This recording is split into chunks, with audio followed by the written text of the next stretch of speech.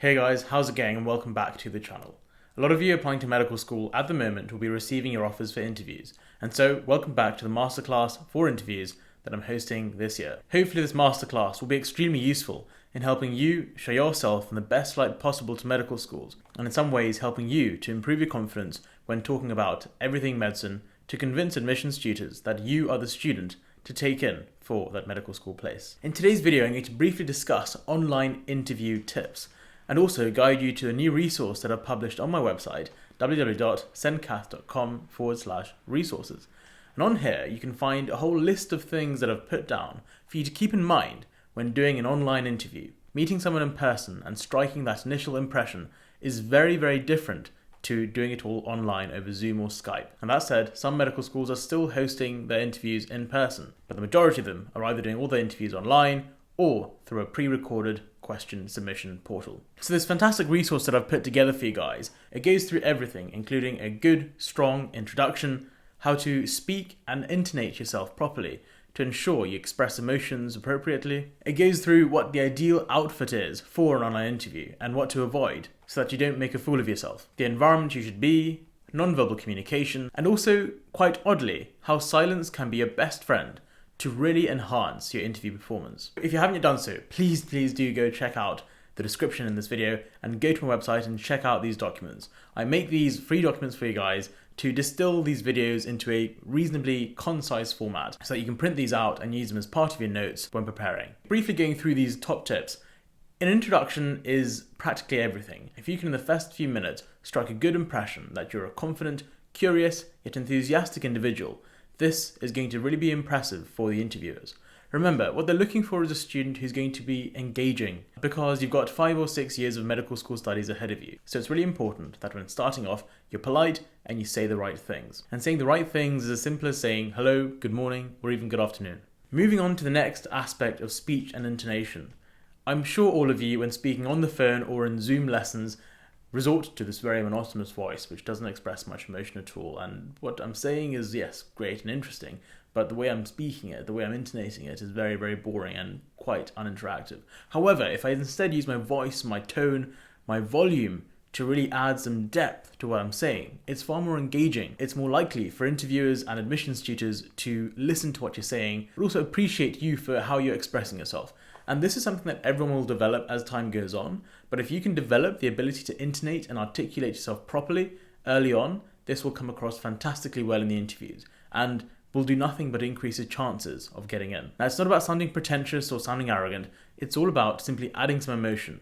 If you're talking about something exciting and motivating, then you've got to be upbeat, speak quickly, and not too quickly, but speak quickly and speak with a positive tone. But instead, if you're talking about a very sad patient encounter, then you might want to use a slightly lower and slower tone to really add some sadness to what you're saying. Use your intonation to really put some depth into what you're saying, and it'll take you to the next level. The next thing is outfit. So as you can see here, I'm dressed quite smartly. Not over the top, but I'm indoors at the moment, it's quite warm, and so a shirt is formal but sufficient. I know some people like to wear suits and blazers for interviews, which I would do if I was going in person, but given you are in your room, I think a suit or even a blazer and a tie or a very formal dress could be a bit over the top. You do you, but I would personally go simply with a shirt, maybe a tie as well, but avoid definitely hoodies and very casual, big logo containing tops, because that won't strike the best impression. So think about what doctors were wearing when you were on work experience and try and emulate that for your online interviews. Moving on to the environment, please make sure you sort this out in advance.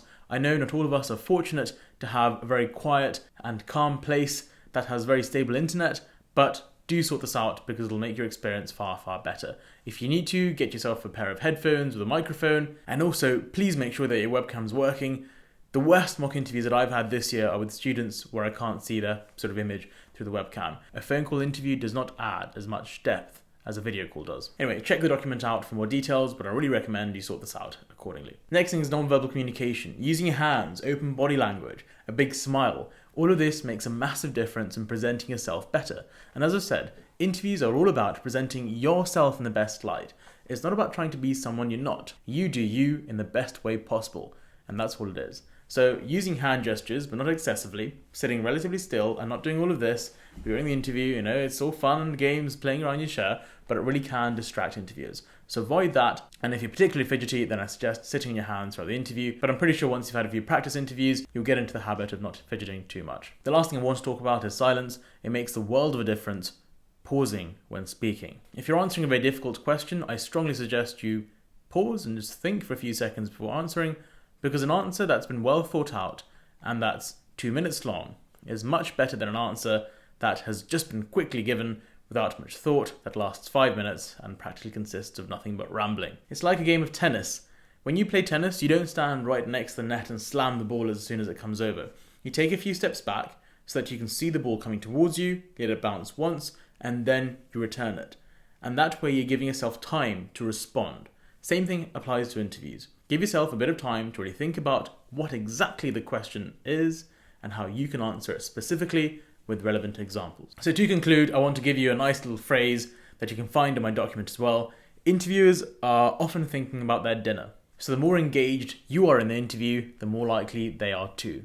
So keep that in mind, go and check out this document, work through it, appreciate how these things will make a massive difference to your interview performance, and I wish you guys all the best of luck. So get out there and get practicing. I hope this video was useful. Give it a massive like if you did find it useful. Subscribe to the channel for more, and I do hope you look forward to the rest of the Interview Masterclass coming out soon. As always, thank you so much for watching, and I'll catch you guys later. Bye-bye.